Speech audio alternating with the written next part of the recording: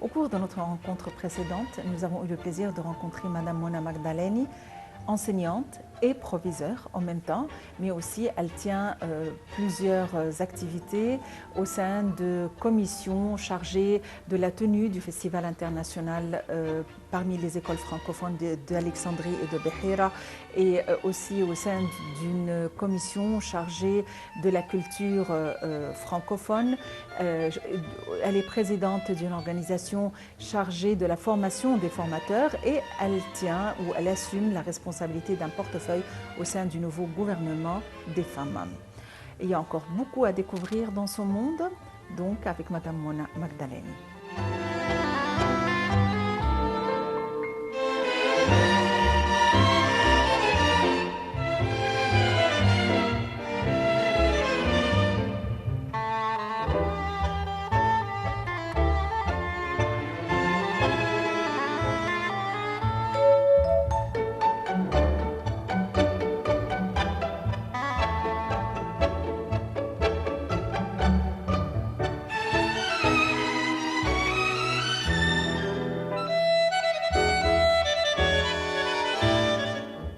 Madame Mona Magdaleni, vous intéressez beaucoup au théâtre et vous êtes coprésidente d'une organisation ou d'une commission chargée de la tenue des festivals internationaux de théâtre parmi les écoles francophones d'Alexandrie et de Beheira. On aimerait en savoir plus. Le théâtre a commencé dans ma vie depuis toute jeune, quand j'étais élève à l'école, et je participais toujours aux représentations, spectacles, activités théâtrales avec joie, avec plaisir, avec sourire. Mais je me rappelle vraiment de la toute dernière expérience à l'école, mon rôle d'interprète dans la pièce de Tristan Bernard, L'anglais tel qu'on le parle.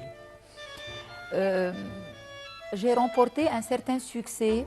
Ça m'a aidé à me découvrir moi-même sur scène devant mes camarades de classe, avant que ce soit devant les parents d'élèves. Mais juste après cette expérience, le théâtre est un peu tombé dans l'oubli, dans le frigo, dans les 4 années de la faculté et après dans mon expérience de gestion. Or, de retour à l'école, première année de mon exercice pratique du métier d'enseignante, ma responsable disciplinaire a lancé un projet d'établissement là où il y avait à monter comme produit final une représentation théâtrale, un sketch, une scénette. Et l'appel a été répondu de ma part très spontanément. Vite, je me suis mise au travail avec mes élèves et on a produit plusieurs scénettes, donc parce que c'était plus qu'une classe. Et à partir de ce moment, ma responsable disciplinaire m'a désignée pour assister à des formations de théâtre organisées par l'Institut français au Caire. D'abord, elle m'a demandé la question d'une manière très méfiante. Est-ce que tu pars au Caire? Je dis oui, sans problème. Et voilà a commencé donc la phase formation de théâtre en 2001-2002 et une première formation au Caire, une deuxième, une troisième.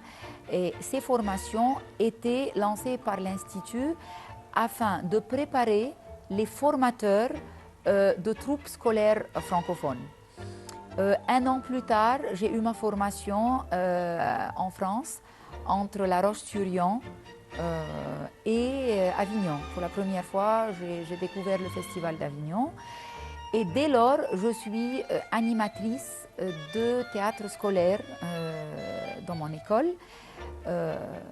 Participation au festival de théâtre préparé et organisé par l'Institut. 1 an, 2 ans après, je faisais partie du comité organisateur et bien 5 ans plus tard, je suis devenue la coprésidente du comité organisateur du festival qui, en mars prochain, verra sa 14e édition.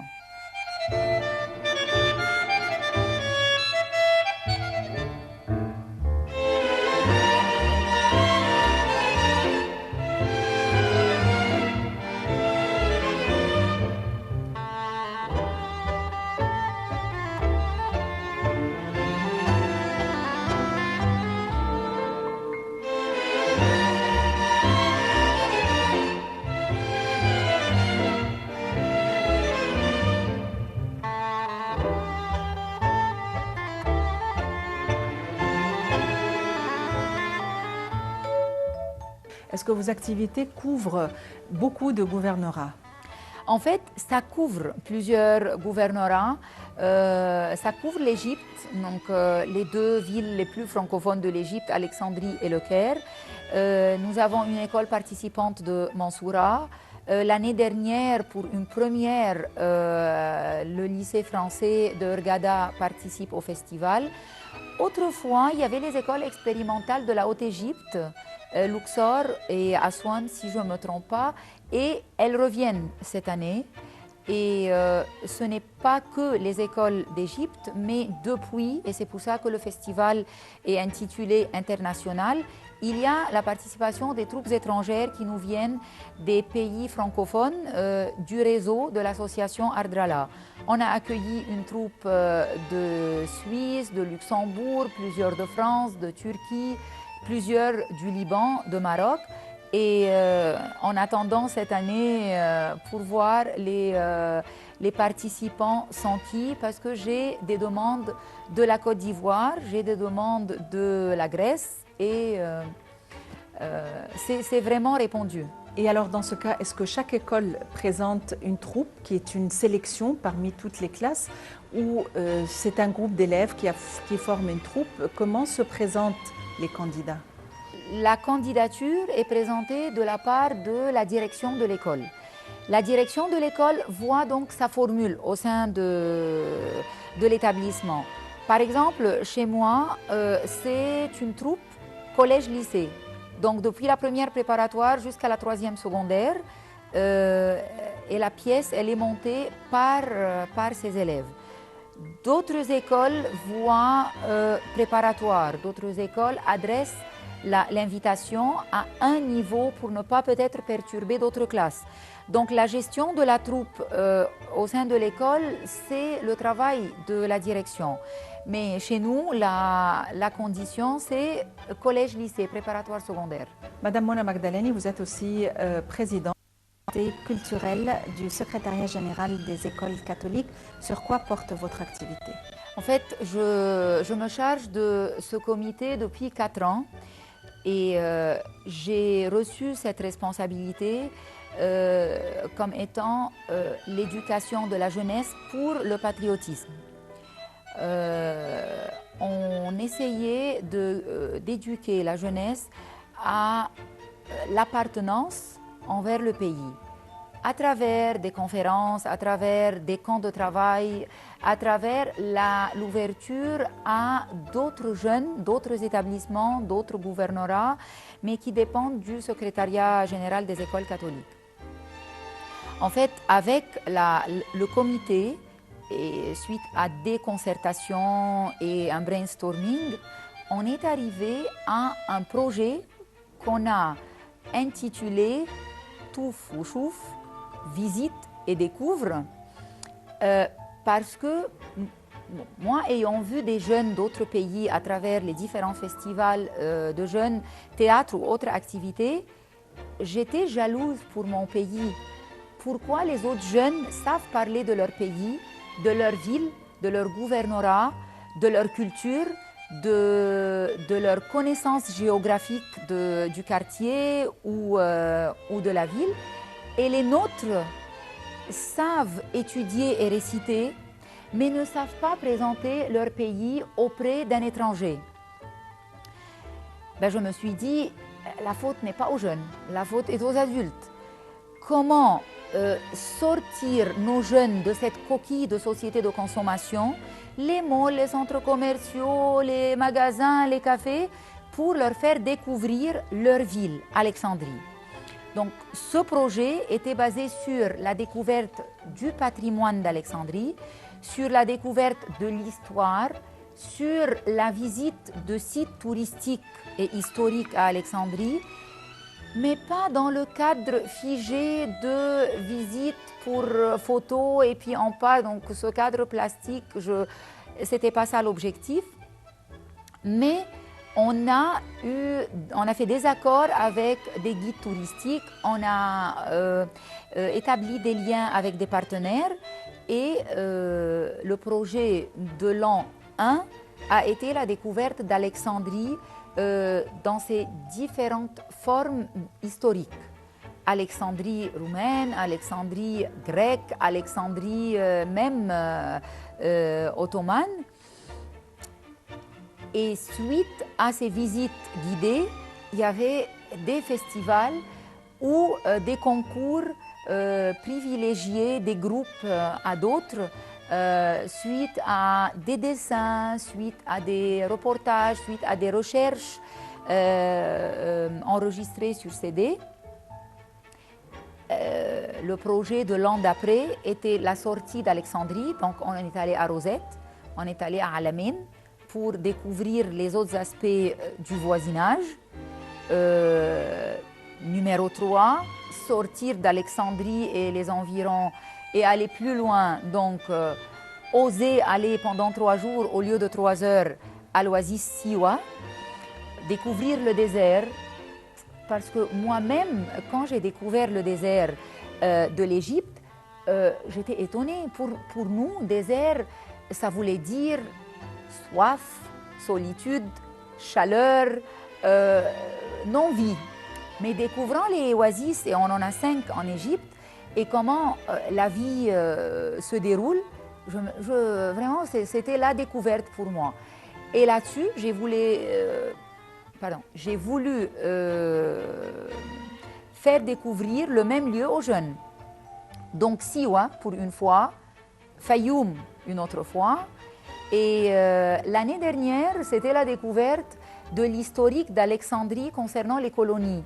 On a jusqu'à présent un cercle grec qui vit toujours à Alexandrie.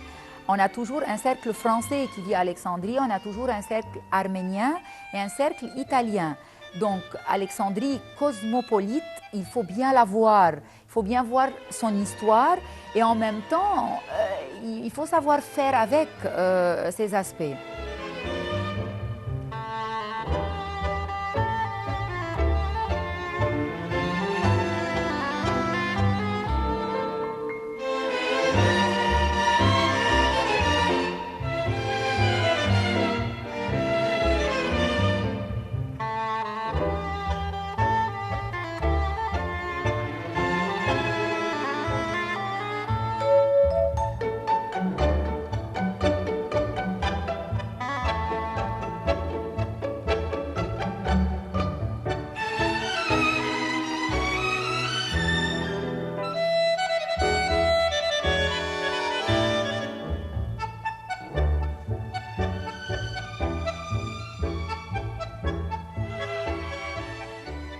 Est-ce que ça intéresse les élèves, les jeunes élèves à qui on demande de sortir de leur cercle de technologie?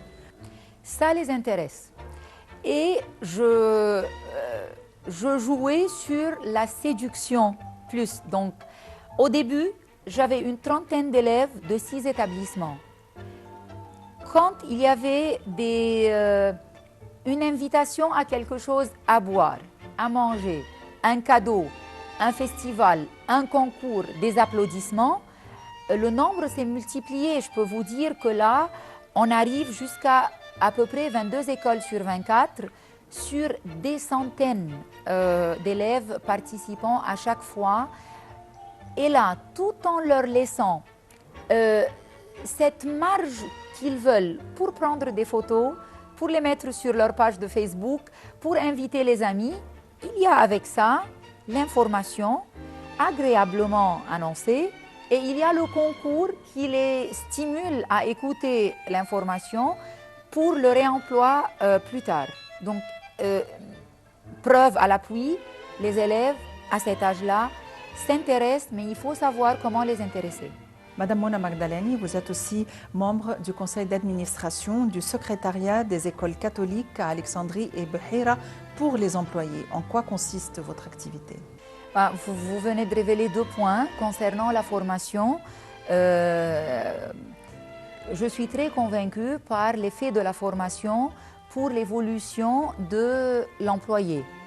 Mais la formation, il y a quelques années, n'était pas vraiment très à la mode. Il faut vraiment souligner l'effort par le secrétariat pour faire circuler le concept de la formation. Moi, je me charge de la formation pour le français, donc j'essaye d'innover concernant, bien sûr, formation linguistique pour améliorer le niveau des enseignants de français et en français. Parce que vous savez, il y a un bon nombre de nos écoles qui sont bilingues, donc qui qui enseignent les maths et les sciences en français.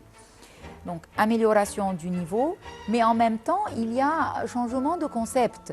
Si on sort un petit peu du cadre de la littérature en tant que par cœur, mais que le prof lui-même redécouvre, je veux dire, la littérature comme passion, comme expérience humaine, comme richesse d'une civilisation d'un pays, et là on parle de la France, là, le message sera transmis autrement à l'élève.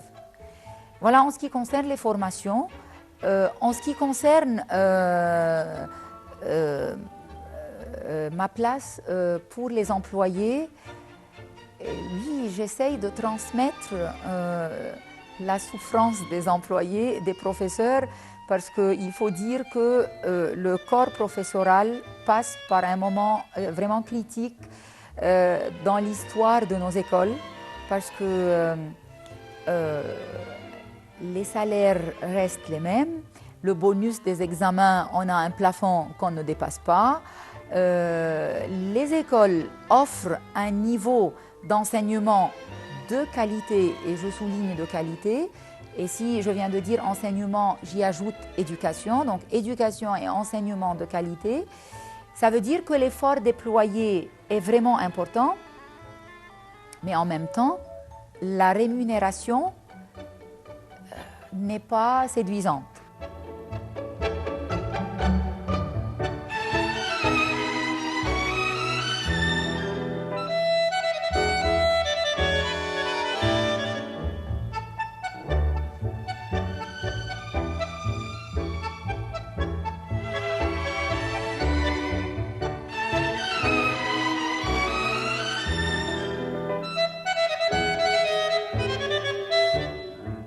Madame Mona Magdaleni, on est là face à un cercle vicieux. Les parents et les élèves ne souhaiteraient pas prendre des cours particuliers, mais en même temps, le professeur, étant donné qu'il n'est pas bien payé, il doit donner des leçons particulières. Mais ici, on est face aussi à une autre question. Les leçons sont données à qui? Est-ce que ces leçons sont données vraiment aux élèves qui en ont besoin ou sont données juste pour une affaire commerciale? Est-ce qu'il y a une issue à ce problème? L'issue de la crise des leçons particulières, c'est le changement du système. Donc, je ne pourrais pas dire un appel de slogan aux professeurs « Arrêtez les leçons particulières ». Ils le veulent, les profs le veulent, parce que ça fait appel à la dignité d'être prof uniquement en classe.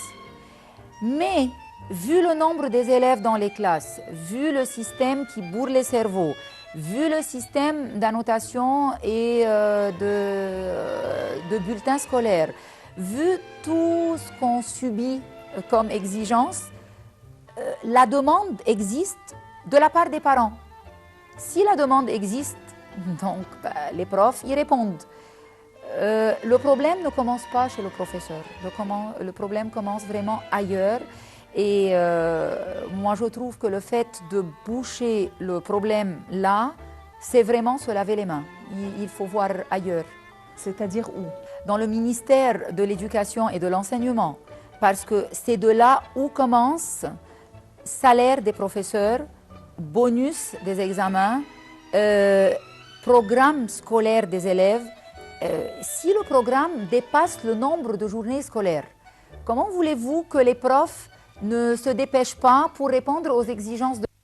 Parce que nous avons des inspections, donc il faut aller plus vite. Si on va plus vite, les élèves, un élève dans une classe de 40 personnes ne va pas assimiler comme sa camarade ou son camarade qui le peut.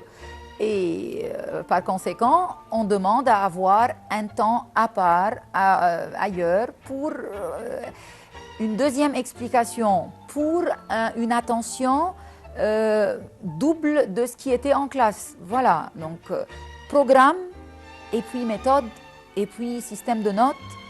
Et il faut voir les vrais problèmes. Une invitation vraiment, arrêtons de dire des slogans, parce que les slogans, c'est facile. Mais le fait de voir clair, d'étudier le dossier, d'en faire des études d'issue, ça, il faut le faire. Et voilà les 4-5 items. Ça ne va pas sortir de là si on se pose la question comment l'éducation et l'enseignement en Finlande, ça réussit. Ben, voilà, il faut étudier des cas ailleurs. Et je ne dirais pas copier, mais égyptianiser, parce qu'on a nos conditions. Et on va y arriver, ça c'est sûr, mais il faut qu'on le veuille. Vous m'aviez dit qu'avec l'aide d'une de vos anciennes élèves, vous êtes là face à un nouveau projet de formation pour les professeurs, n'est-ce pas? Oui, tout à fait. C'est vraiment une grande fierté. Une de nos anciennes élèves, ayant terminé ses études en faculté de pharmacologie et en fait son master 1 et 2 en santé mondiale, elle revient animer des conférences auprès de nos élèves et auprès de ses professeurs. Donc, parce que au bout de 7-8 ans, depuis qu'elle est diplômée de l'école, il y a des professeurs qui sont toujours là. Et pour moi, quelle joie avoir quelqu'un parti qui revient avec une nouvelle optique de la science à nous transmettre. Et là, dans les moments de formation auprès de nos professeurs à l'école, j'y fais partie, on est en train d'étudier pas seulement les mauvaises habitudes en ce qui concerne le domaine de la nutrition, mais en ce qui concerne la santé dans son aspect hygiénique, dans son aspect social et dans son aspect moral et psychologique. Est-ce que vous avez réussi à mesurer le résultat un peu ou est-ce que vous êtes toujours dans le processus? Avant de prévoir les indicateurs d'observation et de mesure, le feedback m'est arrivé spontanément. Parce que le lendemain, les professeurs qui n'avaient pas assisté pour d'autres raisons de travail à l'école, suite à l'écho, ont demandé mais qu'est-ce qui a eu lieu pendant cette formation? Et suite à ça, on a pensé chercher les documents numériques pour en parler. On a échangé sur nos groupes de communication, sur des applications de smartphone, sur les thèmes déjà donnés. Cette même personne ayant animé une conférence auprès des parents, les parents ont demandé que ce soit auprès des élèves parce que ce sont les élèves, d'après les parents, la clientèle 1 qui doit entendre pour commencer à appliquer. On a obéi à la demande des professeurs et on a fait une première conférence au niveau de grand primaire. Elle leur a, ça dépend de l'âge bien sûr, quoi aborder pour quel âge. Cette réussite a mené à une autre au cycle secondaire. Et là, au moment où je vous parle, je sais que hier, le cycle préparatoire a demandé à l'ancien élève « Non mais comme tu as oublié que tu étais ancien élève du cycle préparatoire, il faut que tu viennes animer un cours, une conférence auprès de nos élèves. » Et c'est peut-être la semaine prochaine.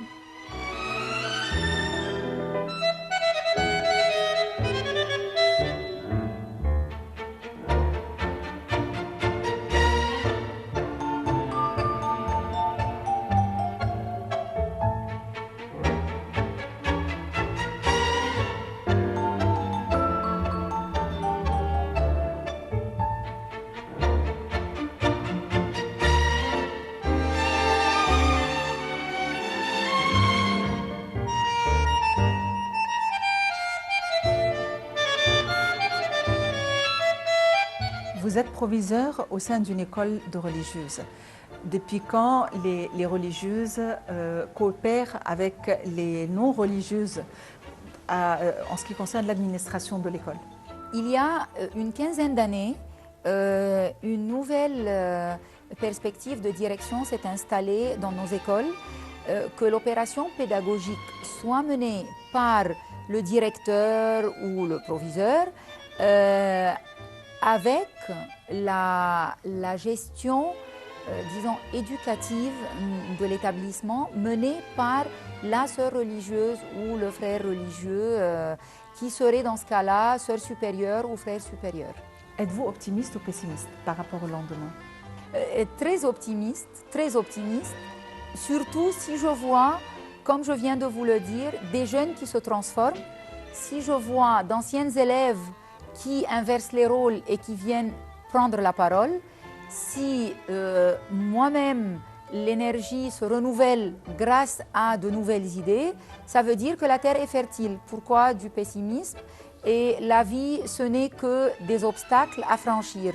Sinon, d'où vient le défi et la joie de dépasser des défis? L'optimisme et la résilience des personnes côtoyant la mer. Madame Mona Magdaleni, merci d'avoir été avec nous aujourd'hui. Je le répète, vous êtes membre du conseil de direction du secrétariat des écoles catholiques d'Alexandrie et Beheira pour les employés. Vous êtes co-présidente du comité organisateur du Festival international du théâtre scolaire francophone d'Égypte. Vous êtes aussi présidente du comité culturel du secrétariat général des écoles catholiques d'Alexandrie et de Beheira. Vous êtes coordinatrice pour la formation en français à Alexandrie et vous faites partie du gouvernement parallèle, le gouvernement des femmes. Merci de nous avoir permis de faire un tour dans votre monde. On vous souhaite beaucoup de succès et à la prochaine. C'est moi qui vous en remercie. Merci. Eh bien, c'était Madame Mona Magdaleni, une femme d'Égypte qu'on a eu le plaisir et la fierté de vous présenter ce soir. Merci et à la prochaine.